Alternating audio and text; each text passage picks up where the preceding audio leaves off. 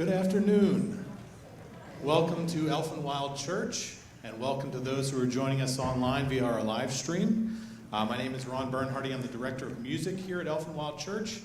I'd like to first begin by asking everyone if you could please silence your cell phones during the concert. That would be a big help.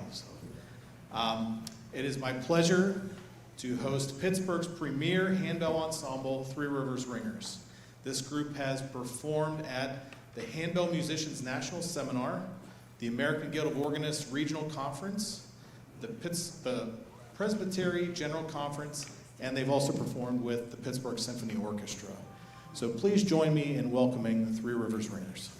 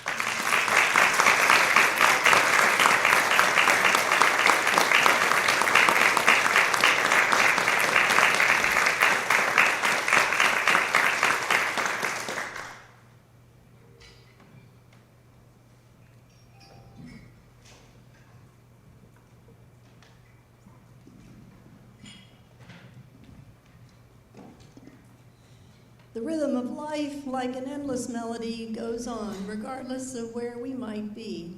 throughout day and night, never stopping nor obvious to sight. The rhythm of life has an existence and power of its own, and all that does ever happen by it, unmistakably known. Good afternoon and welcome to the spring edition of Three Rivers Ringers' 14th concert season.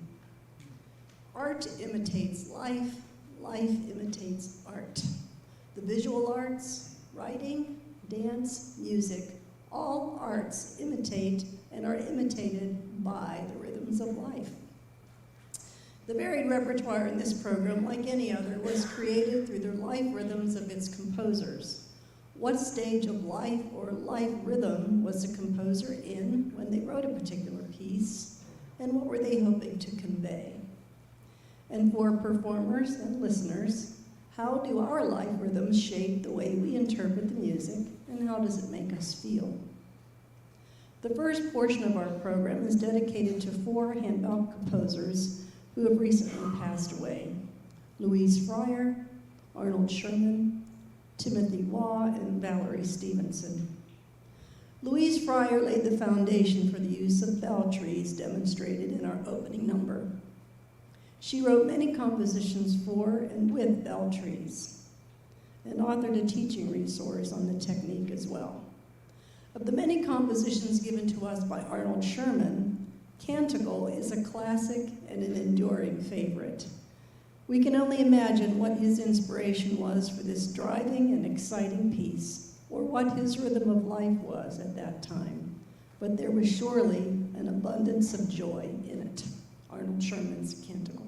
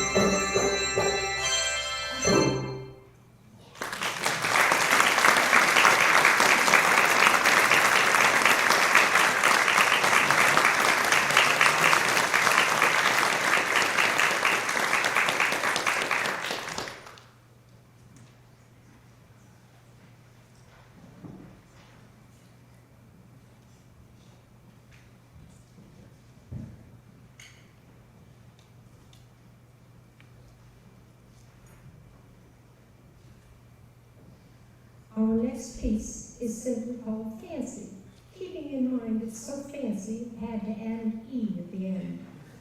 This piece was commissioned for the youth bells of the First United Methodist Church of Akron, Ohio. The young bell ringers were going to a festival in Estes Park, Colorado, and were to debut the new piece there.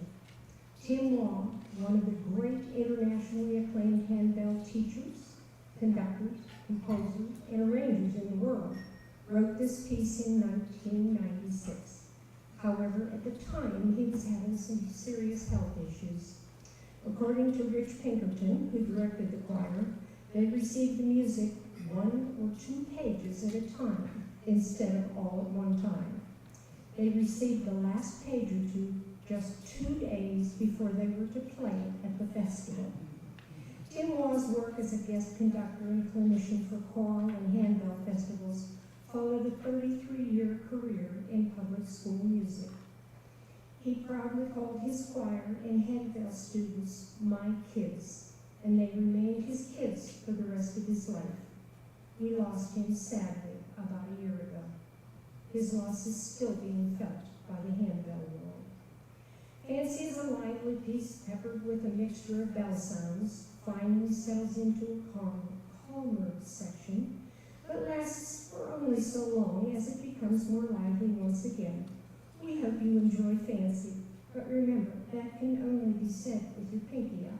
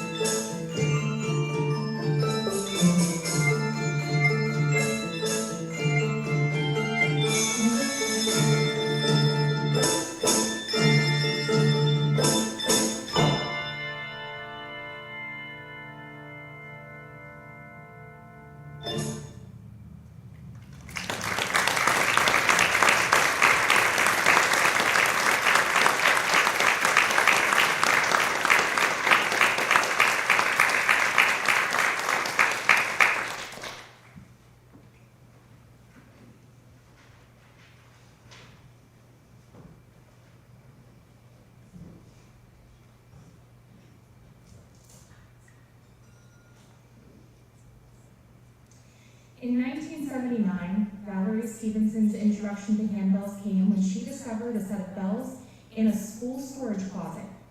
She soon became a trendsetter in the world of handbells and education. Her school, Trinity Episcopal, received one of the first exemplary handbell program in education awards. No one seems to know how many handbell pieces she composed or arranged. Various accounts of her life mention 250. She said it was more than 400. Perhaps there were hundreds left unpublished in her mind. The songs she published have been played by thousands of musicians all over the world. She was equally capable of writing reflective, introspective songs or upbeat, festive ones. And she was celebrated for her fearlessness in incorporating new and innovative techniques, and cursed by some for crafting fiendishly difficult pieces.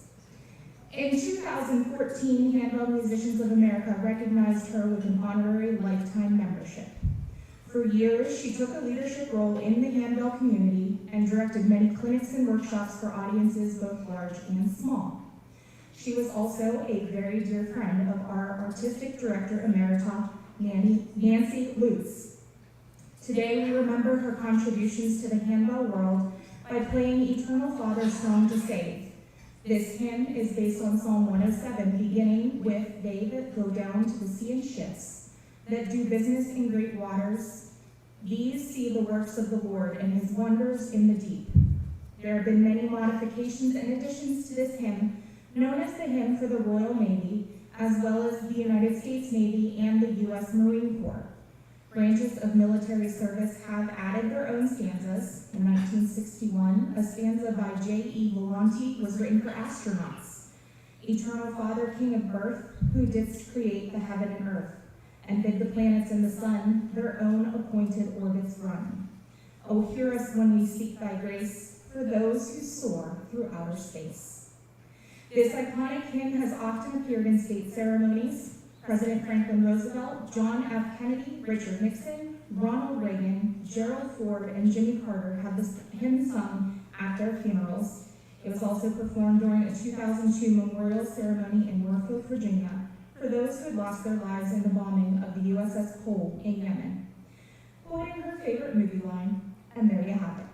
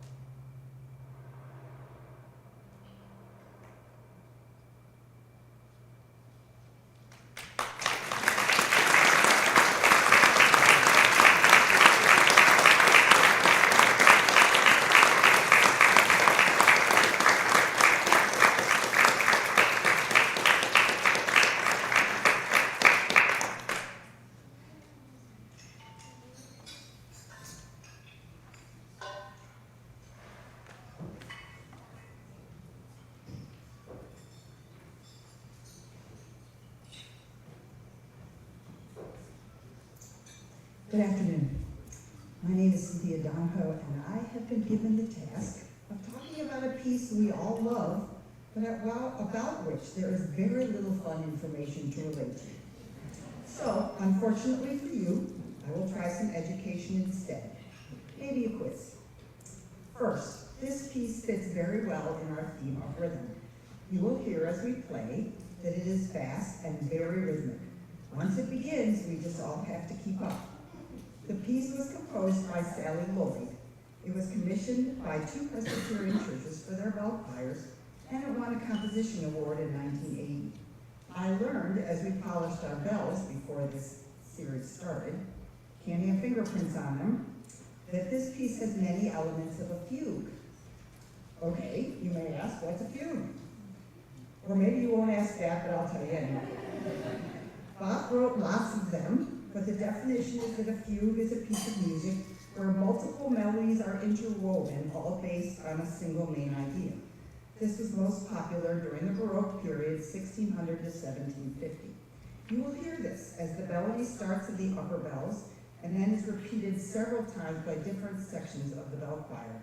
It is very fast, which gets more difficult as the bells get bigger. So our next educational point revolves around the title of the piece, Reverberations. What you may ask is the definition of reverberation. Back to Google. In acoustics, reverberation, commonly shortened to reverb, is a persistence of sound after it is produced. It is often created when a sound is reflected on surfaces, causing multiple reflections that build up and then decay as the sound is absorbed by the surfaces of objects in the space, which could include furniture, people, and air. This is most noticeable when the sound source stops, but the reverberations continue. The composer Sally Lloyd seems to have named this piece Reverberations because the repeating themes seem also like a reverberation or an echo. This piece of music will echo differently depending on the spaces that we play. Some spaces are acoustically more alive than others, and that affects the reverberation. So I won't quiz you, but hopefully I was at least able to entertain you with my facts while we set up to play. So, we present Reverberation.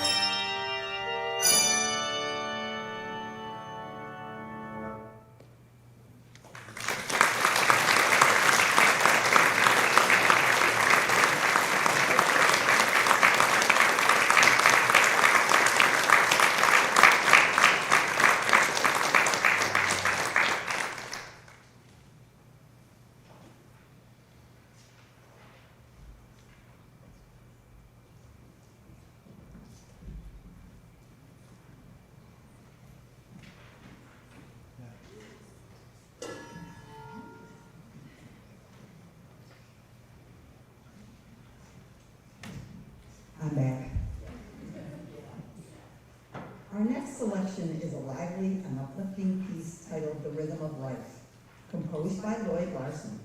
This exciting piece captures the heartbeat of joy and motion, weaving together energetic rhythms and expressive melodies that show you the dynamic range of handbell music.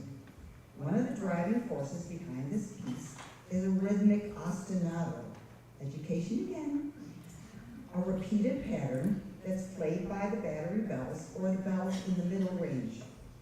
This steady pulsing pattern creates the foundation of the piece, giving it energy and momentum while allowing the upper bells to dance along above.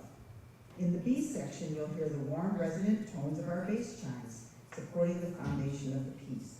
They add richness and depth to the bass line, grounding the music and enhancing the overall texture. What makes the rhythm of life especially engaging is how it mirrors the ebb and flow of life itself. The rhythms are both repetitive and at times unexpectedly syncopated or shifting, just like the patterns we experience in our own lives. There's a comfort in the familiar, but also surprise and excitement in the unexpected turns. Larson's composition invites both performers and listeners on this rhythmic journey, reflecting the pulse and passion that music brings to our everyday experiences. From driving energy to lyrical beauty, the rhythm of life reminds us that music is not just something we hear, it's something we feel. We hope you enjoy this spirited celebration of life, rhythm, and the unique voice of Handel's.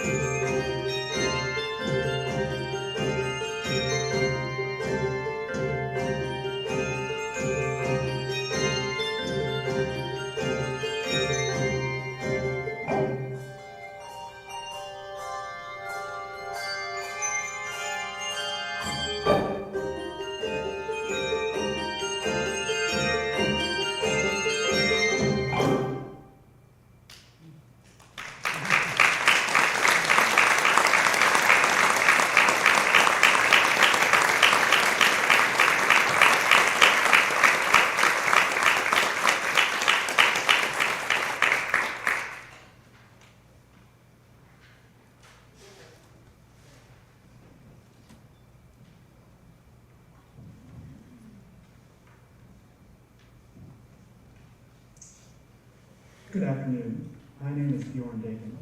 Our next piece, A Bach Pastoral, is Barbara Kinyon's 1991 arrangement of a piece composed in the early 1700s by Johann Popelov. Wait, wrong Johann. I meant Johann Sebastian Bach. On a more serious note, we've already mentioned that this concert series, The Rhythm of Life, is a way to honor and remember some of the handbell community's contemporary composers that we have lost recently. Each person's rhythm of life has an end in this world. Bach died in 1750. Barbara Kinyon died in 2021. But music lives on. It transcends death and helps us connect with past moments in our lives, whether they be moments of joy, sorrow, despair, or triumph. When someone is gone and music connects us with the moment we had with them, in a way, music has connected them with the future, even though they're gone. This piece is included in this concert series to honor Liz Robinson, who died last December. She was the mother of Three Rivers member Carolyn Galasso. Music was an essential part of Liz's life, and among other things, she led the Wilson Ringers at the Wilson Christian Academy in West Mifflin. When the Wilson Ringers started, they only had a set of hand chimes, and this was one of the pieces they played. With Liz's efforts, they were eventually able to purchase a set of handbells. At that moment of triumph and celebration, the first piece the Wilson Ringers performed on their new handbells was A Bach Pastoral. We play it for you now in Liz Robinson's memory.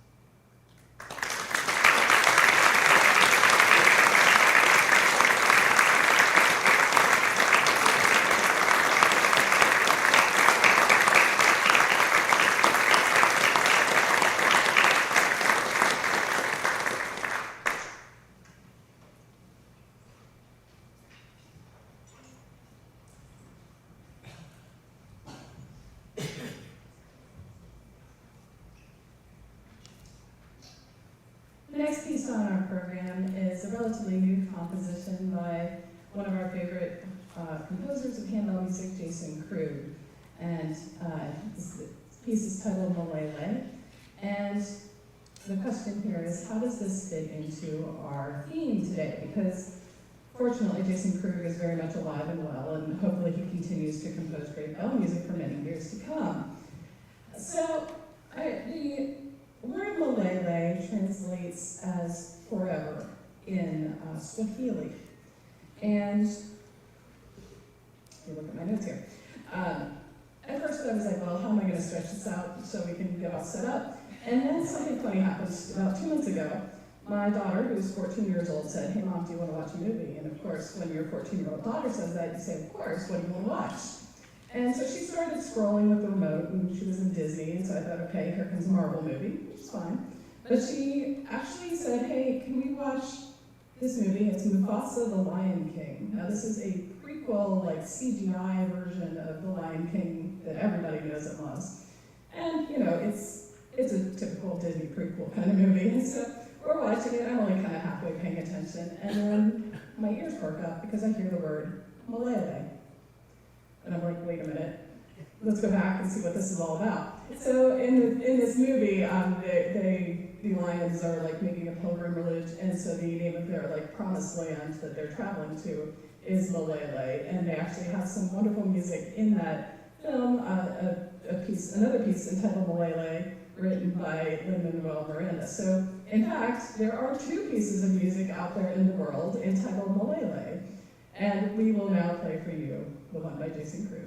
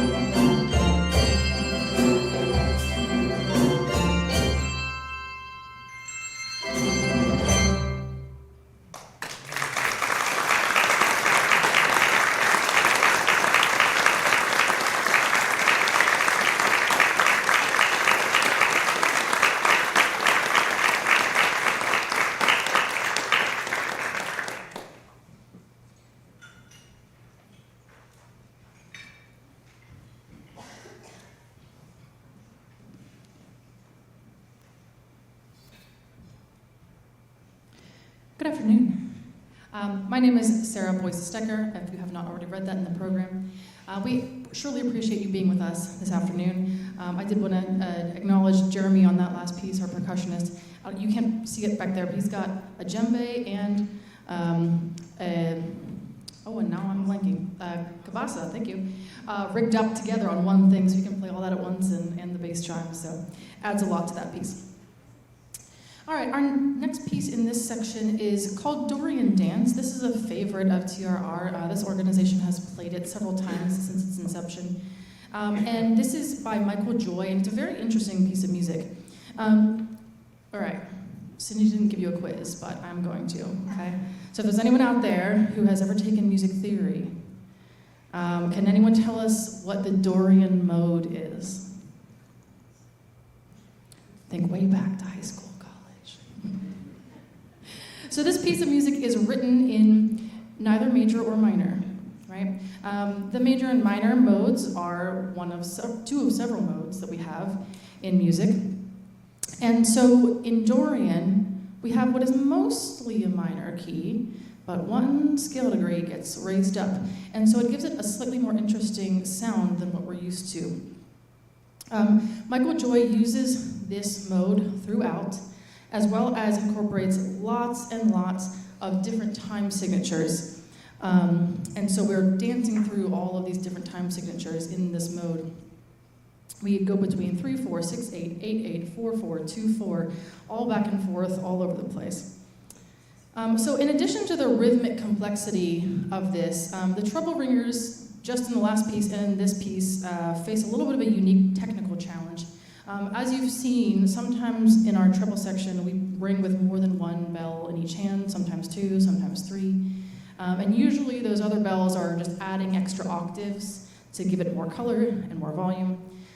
In this piece and the last one, sometimes they're doubling up just the top note of the line, and sometimes they're doubling up the entire treble staff. So, and it goes back and forth a lot. So they've got a pretty complex feat that they're accomplishing over here. And then throughout the rest of the ensemble, through our battery and our bass, lots and lots of syncopation that just add to the intricacy of this performance. So altogether, this piece showcases Michael Joy's skillful writing for handbells and shows the technique that we have and the variety of sounds and ways that we can use this instrument.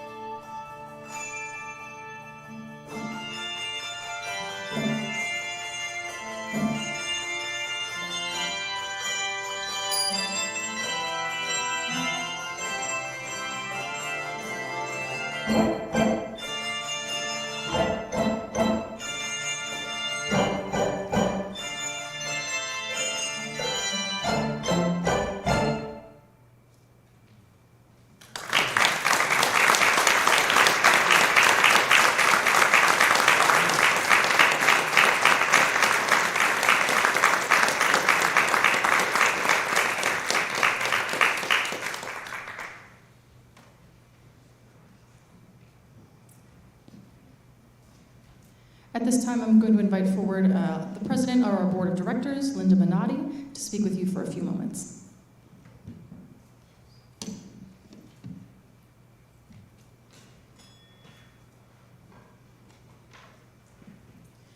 Good afternoon, Elf and Wild. We are so glad to be here for our very first time. I'd like to thank you for hosting us. Ron Bernardi, thank you so much. Appreciate the invitation. Besides thanking you guys for having us here today, I'd like to make some other thank yous. First, I'd like to thank Mount Lebanon United Methodist Church for allowing us rehearsal space. We use a lot of their equipment up here, so if it wasn't for them, we wouldn't be able to do a lot of what we do. I'd also like to thank our sponsors. That's Blue Sky Closing, English Dakin Law, LDM Embroidery, Morgan Stanley, and Rolliers Hardware. We appreciate the support of these individuals and companies for helping us as well. You know, it takes, as those support us, it takes money to put this on the road, as you can imagine. There's 365 instruments in front of you, and our trailer is getting a little old. There's a lot of weight that goes on that trailer. So if you're, have some inclined to maybe give us a donation tonight or this afternoon, that'd be lovely. We're a free will offering, so anything would be appreciated. Just out of curiosity, how many people have never seen us here before, or never seen Three Rivers Ringers? Oh, great, that's wonderful. Really appreciate you coming and taking the time out today to see us. And in your program was an information sheet. So if you fill that out, we'll keep you updated with future concerts and events that we have. We hope to come back here again, so that'd be great. So in your program also, if you don't have money today, you can also put it in the envelope. We appreciate things. You can mail it to us. In the back, there'll be somebody with a big bell, and also out here with a basket, you can put those donations. So I'd like to just take a moment. This is my very last concert with Three Rivers Ringers. I am retiring and moving to Texas. So it's been a wonderful 15 years, and one of my founding members is here today. Dan and I are the last two founding members, and appreciate him coming today. And my original director, Nancy, thank you for coming. It's been a great 15 years. These people are like my family. I'm with them every Sunday night, and we're together a lot in December and in spring. But I've got two granddaughters that are calling my name, and I also have a bell choir to go to down there, so I'm not giving this up. I'm going to ring with Concert Bells of Fort Worth. But for those that have come to Three Rivers in the past, really appreciate your support of this organization, and I hope you continue to support them. They're a wonderful bunch of people. They're great musicians, and for those that are new, keep coming back. We'll have new things for you, and appreciate that support. So thank you very much for coming. If you would like to come up and talk to us afterwards, please do so. Perhaps you want to see that big 18-pound bell in the back, or maybe those nasty little bells. I don't know, you don't want to see those. But we love to talk handbells, so if you have some questions, perhaps about the music or techniques, feel free to come up and talk to us after the concert. We'd certainly enjoy having you come up and talk with us. So moving on, our next piece is called Bell Peal on Lasst uns erfreuen. Hopefully I got that German right. This piece dates from the music from 1623 in Cologne, Germany. But the words emanate from the 1200s with St. Francis of Assisi. So it's a well-known hymn. It's in 270-some hymnals, and probably including yours here in the Presbyterian Church, better known as All Creatures of Our God and King. And so I think you probably know those words better than Lasst uns erfreuen. But as it says, it's a bell peal. So you're going to hear the church bells in the beginning and the middle of the piece. So just like you would in a church, hearing them peal. You're also going to hear our silver melody bells and maybe a little surprise. So please enjoy the bell peal on Lasst uns erfreuen.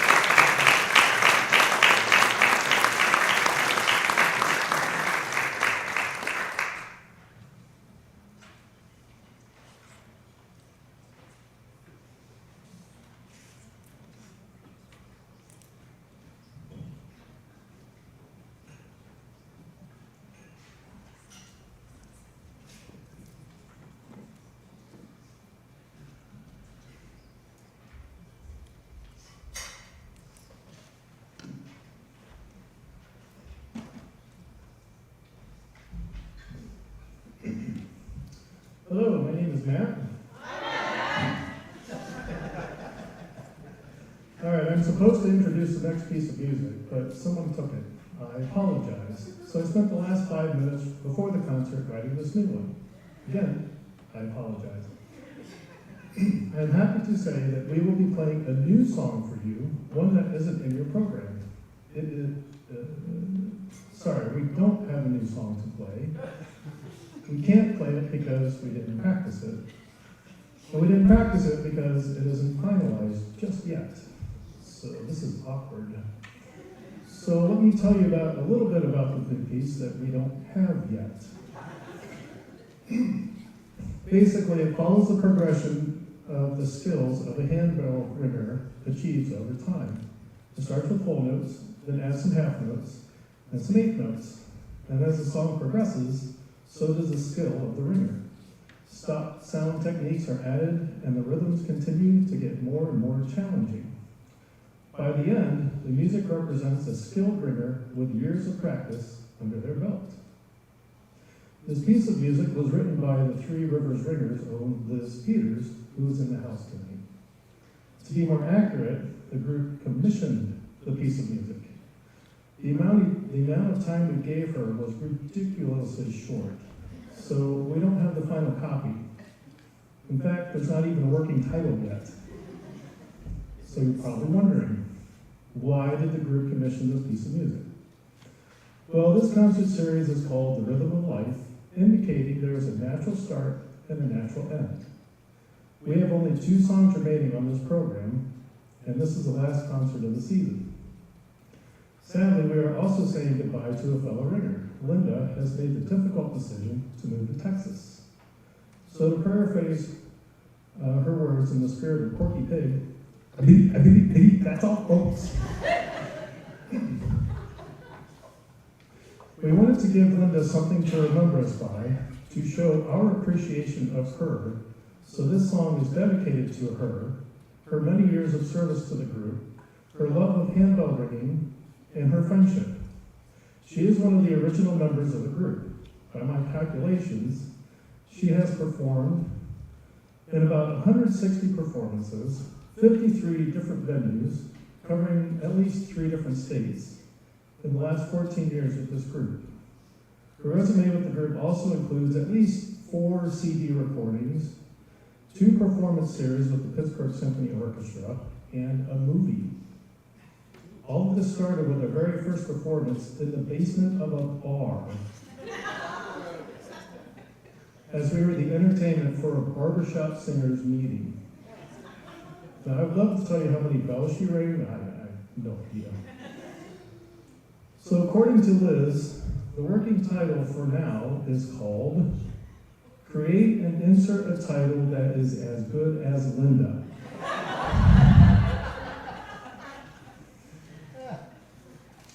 So in lieu of a complete piece of music, we are presenting to Linda a prototype copy of the music.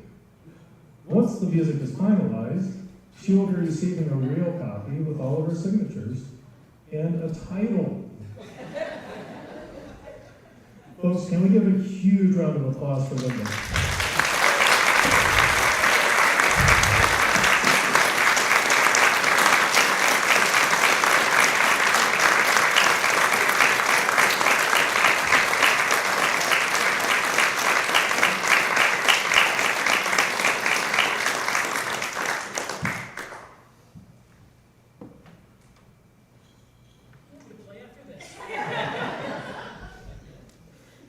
Okay, now for the real introduction. Our next song comes from the soundtrack from the animated movie Up, released in Pixar in 2009. The movie is mainly about Carl Fredricksen taking an adventure.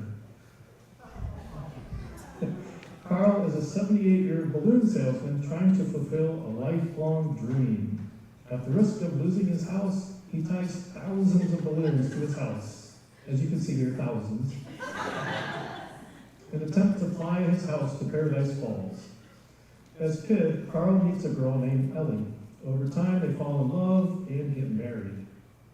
And that's where our next song comes in, called Married Life, It can be heard throughout the entire movie in various scenes. Near the start of the movie, one scene has this song as the only thing we hear, as no words are spoken. It follows the married life of Carl and Ellie through the happy times and the challenging times over the span of about 60 years.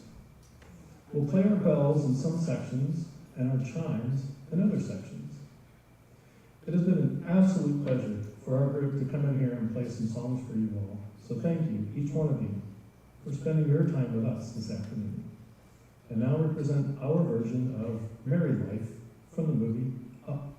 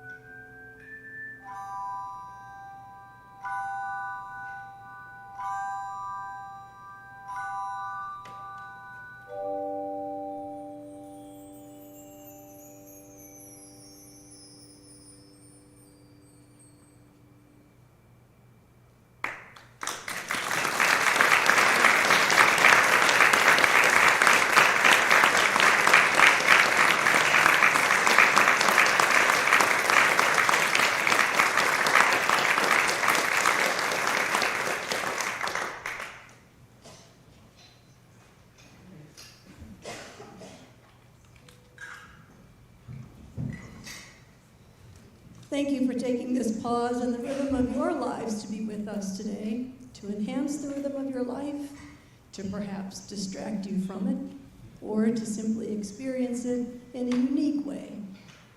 I read recently an interview on a topic about which we hear a good deal these days, that of AI, or artificial intelligence. The interviewer asked the performance artist his thoughts about the creation of various kinds of art by AI. His response was, will a machine ever know what it feels like to miss something? Or what it is like to create something beautiful out of a moment of sorrow?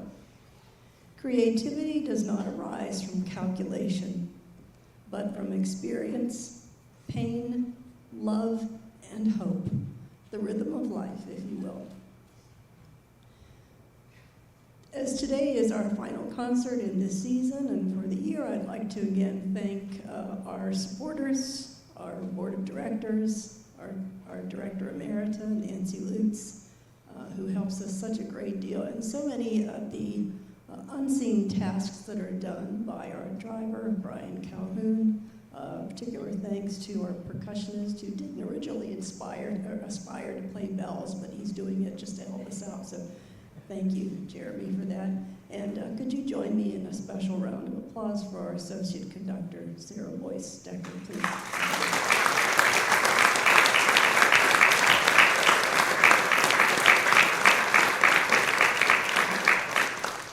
And if you're curious about all the other mechanics that make this organization run, just arranging things and schlepping equipment and wondering who all those roadies are, well, they're standing behind me. And so, again, another round of thanks for these folks.